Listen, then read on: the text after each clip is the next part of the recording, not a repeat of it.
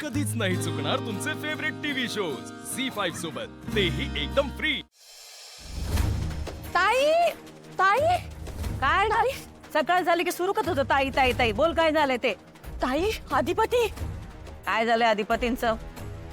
अगं ती का नाही स्वतःशीच बोलायल्यात। म्हणजे म्हणजे का नाही ते स्वतःशीच बडबड करत होते। त्यासनी मास्तनीशी बोला असं वाटायला ताई। म्हणजे बघा, आपण त्यासनी एवढे दिवस बोलू दिलं नाही, पण आता जर ते बोलले तर आपल्या समध्या प्रयत्नावर पाणी फिरेल ताई। आणि तुला तर माहितच आहे ती मास्तरीन कसे एकाचं दोन करून सांगते अधिपतीसनी। ताई तुला सांगू, अधिपती का नाही तिला फोन करत्याल, आपण थांबविलं पाहिजे ताई। अधिपती काय करत्याल माहितीये, कुणाचा बी फोन घेत्याल पण त्या मास्तरीशी बोलल्याशिवाय राहणार नाही बघ।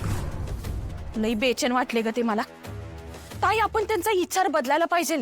हा, त्यांचा विचार नाही, आपली पद्धत बदलली पाहिजे।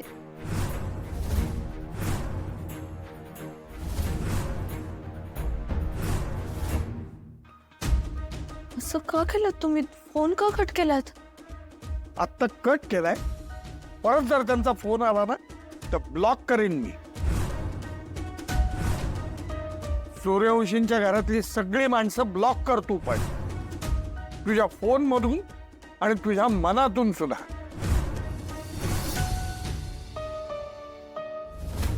बाबा बाबा ऐका ना, एवढ्या छोट्या छोट्या गोष्टीवरून नाती नाही तुटत। ही छोटी गोष्ट, त्या घरात तुझा छळ होतोय, ही छोटी गोष्ट आहे? बाबा मी तुम्हाला खरंच सांगते, भुवनेश्वरी मॅडम, दुर्गेश्वरी मॅडम त्या दिवशी अशा का वागल्या मला माहित नाही, पण एरवी त्या घरात छळ नाही होत माझा। अच्छा, म्हणजे एरवी काय तुझ्यावरनं आरती ओवाळतात, तुला फुलासारखा जपतात नाही ना? ताई अगं, मला निखिलच्या आई बाबांनी थोडं जरी ओरडलं ना तर मी त्यांच्याशी बोलत नाही।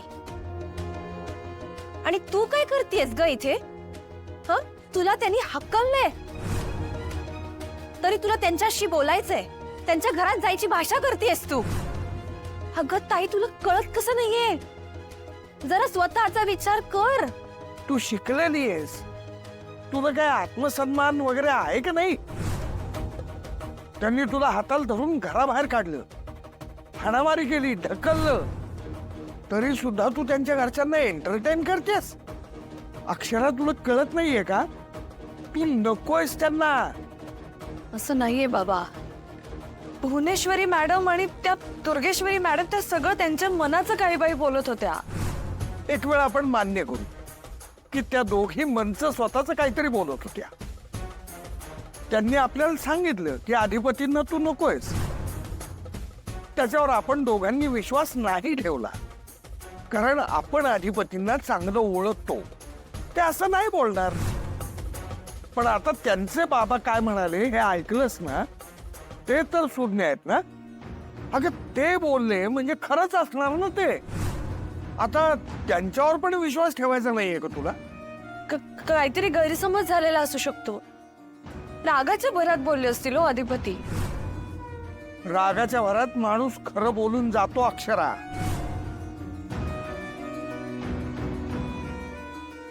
सत्य हेच आहे की तू त्या घरात कोणालाही नकोयस।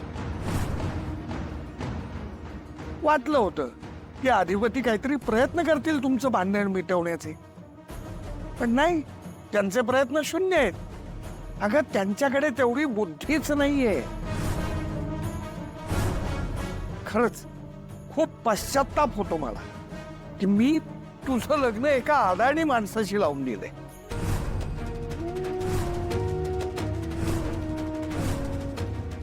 बाबा प्लीज प्लीज असं सारखं नका बोलू तुम्ही।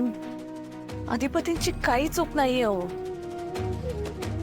नाहीये त्यांची चूक। मला माहितीये ना त्यांना हवं आहे आमचं नातं। मला एकदा भेटू देत ना त्यांना, एकदा बोलू देत त्यांच्याशी। आपण सगळ्यांनी जरा आता शांत राहण्याची गरज आहे, प्लीज। बाबा मला एकदा अधिपतींना भेटू द्या, त्यांना विश्वासात घेऊ द्या। मला माहिती आम्ही भेटलो की सगळं ठीक होणार आहे। मला माहिती आहे तुम्ही सगळे प्लीज शांत राहा। विश्वास ठेवा, काहीही ठीक होणार नाहीये. ताईला कळत कसं नाहीये? त्यांना ती नकोय.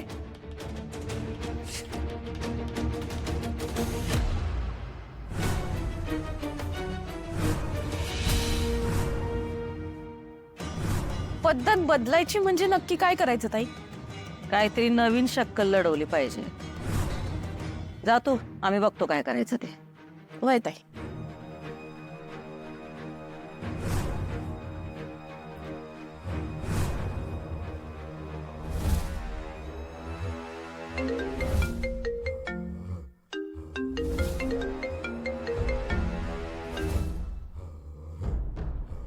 बोला हिराबाई, काय खबर? मॅडम, चारुहास सर ताईला फोन करतायत. का? ते ताईला घरी यायला सांगतायत. वाटलंच होतं आम्हाला ते असलं काहीतरी करणार म्हणून. पण मॅडम, आता काय करायचं आपण? म्हणजे जेव्हा चारुहास सर ताईशी बोलत होते, मी मध्ये बोलले, जेणेकरून चारुहास सरांकडून ताईला आणि ताईकडून चारुहास सरांना काही डिटेल्स कळायला नको. म्हणजे त्यांना हे नको कळायला की ताई घरी आली होती वगैरे. पण मॅडम, खरं सांगू का, मला ना ताई सारखं सारखं करता नाही येणार. मला असं वाटतं आता वेळ आली आहे आपलं जे ठरलंय ते करायची. काय? मॅडम, मी ताईला पत्र देऊ का? काय वाटतं तुम्हाला?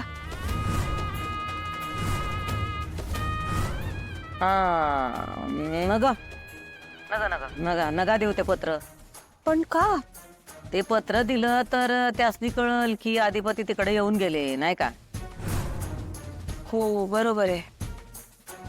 बर, मग मग काय करू मी? नाहीतर असं करा, द्या त्यांना ते पत्र आणि सांगा की दुर्गी देऊन गेली. काय? हा, ही चांगली कल्पना आहे. हा, पण मॅडम, तुम्ही अधिपती जिजूंना पत्र देणार का? आणि त्यांना तुम्ही काय सांगणार? आम्ही सांगू की तुम्ही दिलं ते पत्र. काय? आणि पत्रात काय असेल ते तर आपलं ठरलेलंच आहे, नाही का? हो, चालेल. चला बघ, आता लागा कामाला. हा, पटशिरी लागा कामाला. आम्ही बी आमचं काम करतोय. हो मॅडम. ऍक्च्युली तुम्हाला विचारायचं होतं की तुम्ही मोबदल्याबद्दल बोलला होतात, पण अजून काही मिळाला नाहीये. मोबदला दिला नाही तर काय तुम्ही काम करणार नाही काय? नाही नाही नाही, तसं नाही. मी काम करतेच मॅडम, पण पैशांची थोडी अडचण होती म्हणून मी हा विषय काढला, बाकी काही नाही. पैशाची काय बी काळजी करू नका. तुमची अपेक्षा आहे त्यापेक्षा जास्त पैसेच तुम्हाला मिळणार. तुम्ही फक्त कामाला लागा. मॅडम, काम झालंच म्हणून समजा. हा,